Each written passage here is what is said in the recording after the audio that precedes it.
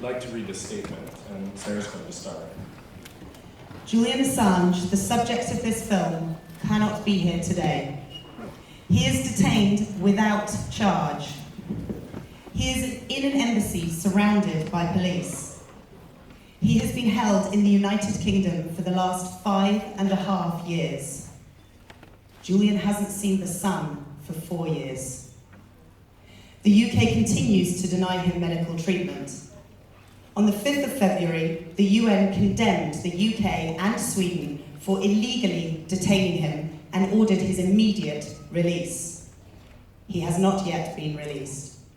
The espionage case against Julian Assange and WikiLeaks is the largest government case against a publisher in the history of the United States. Julian's alleged co-conspirator, the young soldier Chelsea Manning, has been sentenced to decades in military prison. She filed her appeal yesterday. Despite the fact that Julian has already been found to be innocent, in Sweden, an abusive, baseless, and politicized investigation remains formally open. Julian Assange is a political prisoner who sought and received asylum. He remains the editor of WikiLeaks. His courage endures. May 28th will mark the 2000th day of his unlawful deprivation of liberty. His illegal detention and political persecution must end. For more information, please see justiceforassange.com. Free Julian.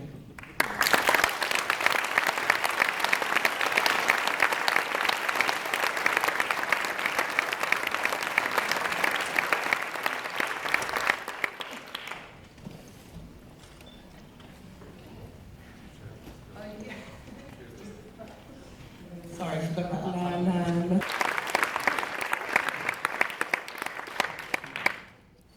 Donc maintenant, c'est à vous de poser les questions.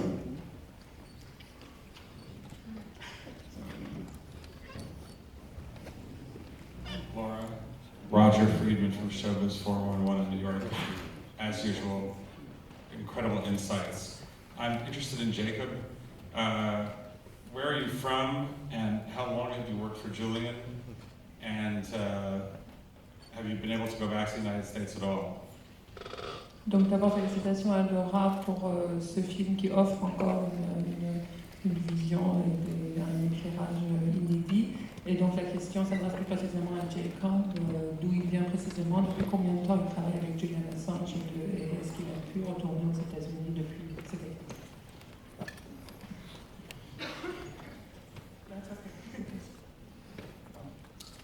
I have not been to the United States in over 3 years on advice from my lawyers. And I think to answer your question very clearly, there are pending law enforcement proceedings that are happening against WikiLeaks. In court testimony, it has been acknowledged that the Department of Justice and FBI case against WikiLeaks is a case primarily against Mr. Assange, the founders, owners, and managers of WikiLeaks, as distinct from the case against Chelsea Manning. Warrants and subpoenas also target Julian by name, and it was acknowledged that by 2013, so this is 3 years ago, the FBI file for the case had already reached over 42,000 pages, of which only 9,000 pages relate to the case against Manning. My friends, my family members, and other people have been harassed, in some cases dragged in front of the grand jury, asked to become informants, threatened. I've had so many encounters with the US government, including in Europe, actually, where they will come and try to encourage me to set foot on US embassy soil. So, no, I haven't been home. I live in free Europe instead.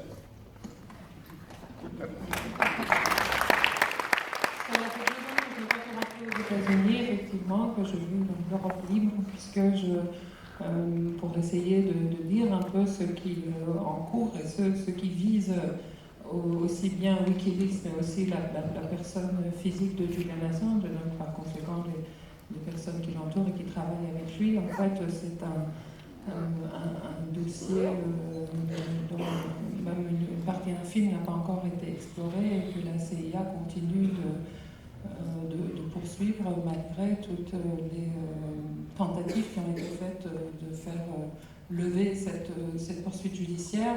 Pour ma part, aussi bien les membres de ma famille, mes proches, toutes les personnes qui m'entourent ont été menacées, maltraitées et alertées. Et pour ma part, j'ai moi-même rencontré plusieurs représentants du gouvernement américain, notamment en Europe. Et voilà, ça signifie que je ne peux pas rentrer chez moi.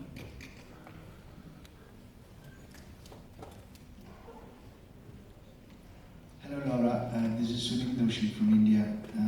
I want to congratulate you for giving us this wonderful film after Snowden, and to Sarah and to Applebaum as well, and to, of course, Julian as well.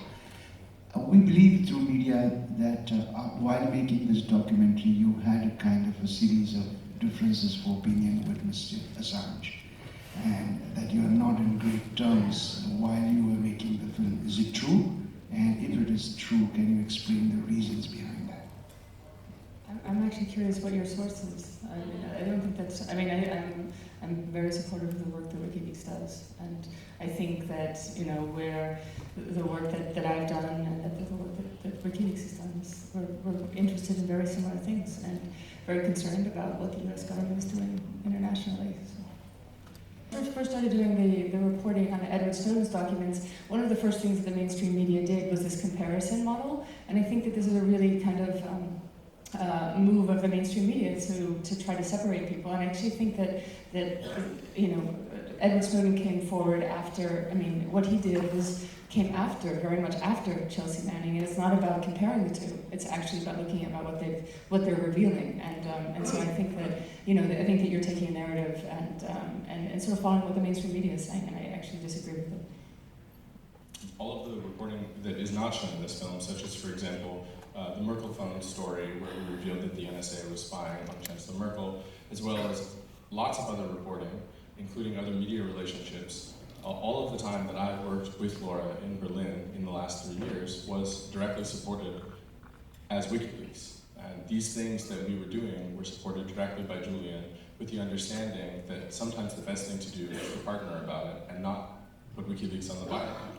Because the most important thing is to get the news out and the facts. And the fact is, Julian is a political prisoner who is being demonized in the press and who is about to, I wouldn't say enjoy, but spend his very serious number of thousands of days imprisoned by the United Kingdom, who does not listen to the United Nations rulings, which in the case of Chelsea Manning included talking about cruel and unusual punishment. I mean, this is very serious, and in this situation, if we were to talk about it in terms of a split, the real split is between journalists who are working to reveal information and journalists who are propagandists. And in the United States, most of the journalists are propagandists. They're stenographers for the state. I cover RT TV station. Laura, thank you for your film. It's absolutely fantastic. While making the previous movie, Citizen 4, you said you were put on the Homeland Security watch list and even got detained every time you tried to cross the US border. What was the risk of making risk? And did you come to face any government intrusion from the US? What did you put at stake?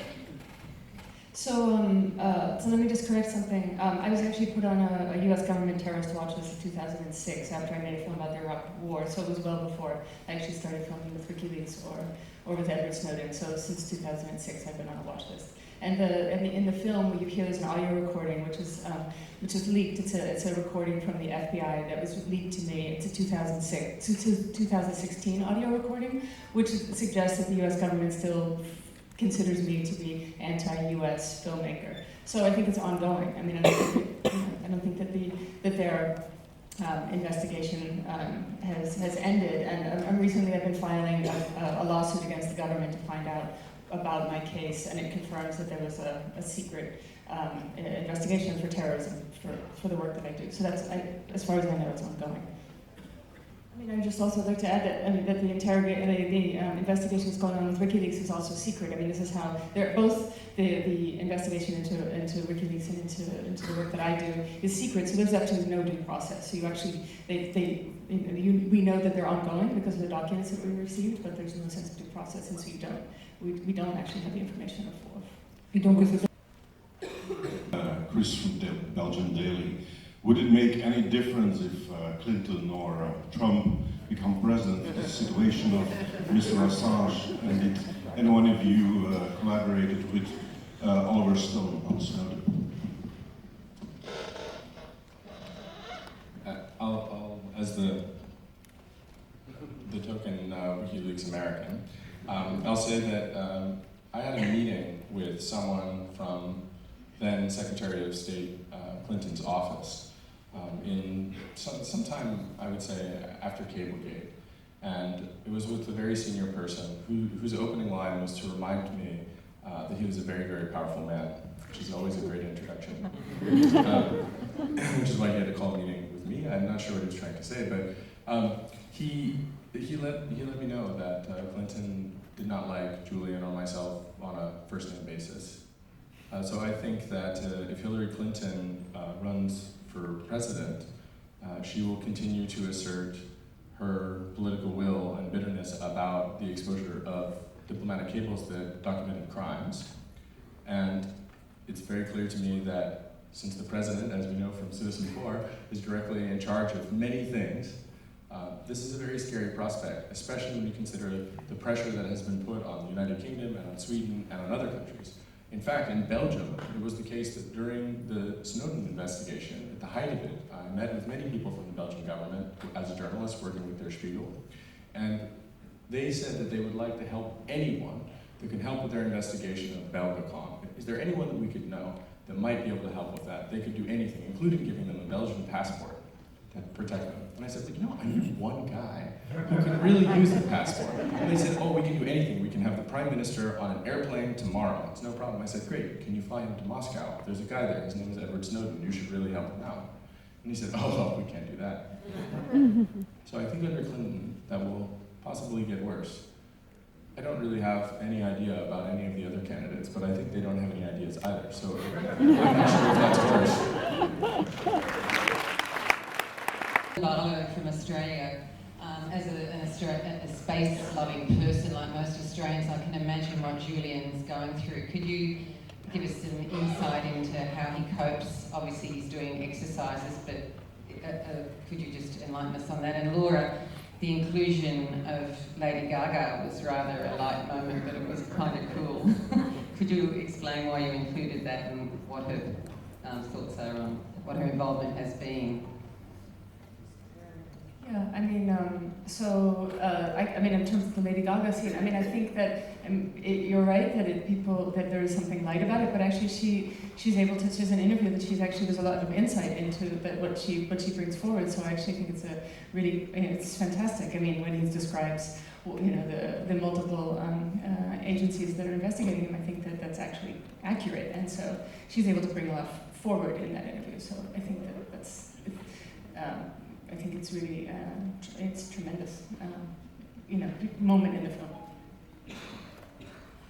Yeah, just following on Ari, the Lady Gaga point, as much as it is a lovely scene and it shows the level and breadth of support that Julian does have through his visitors at the embassy, it is a very serious issue that he is still in there unlawfully. And as you said, no son. I think you can see that scene at the end where he's sort of by the window. I mean, that he really is enclosed in a very small space and has been as such unlawfully for 4 years.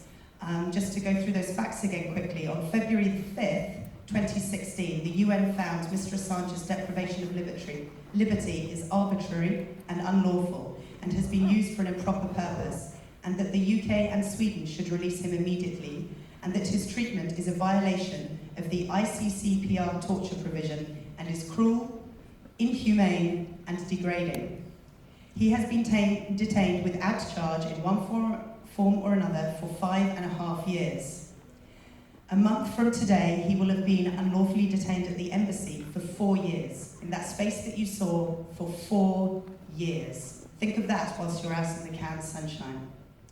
May 28th will mark the 2000th day of Mr. Assange's unlawful deprivation of liberty in the UK. And yes, as you pointed out, it is for anybody a horrible situation, and hopefully the law will start to be abided by and he will be let free soon. But at the moment, 2000 days is coming up. Nous remercions Jacob Appelbaum, Sarah Harrison et Laura Poitras.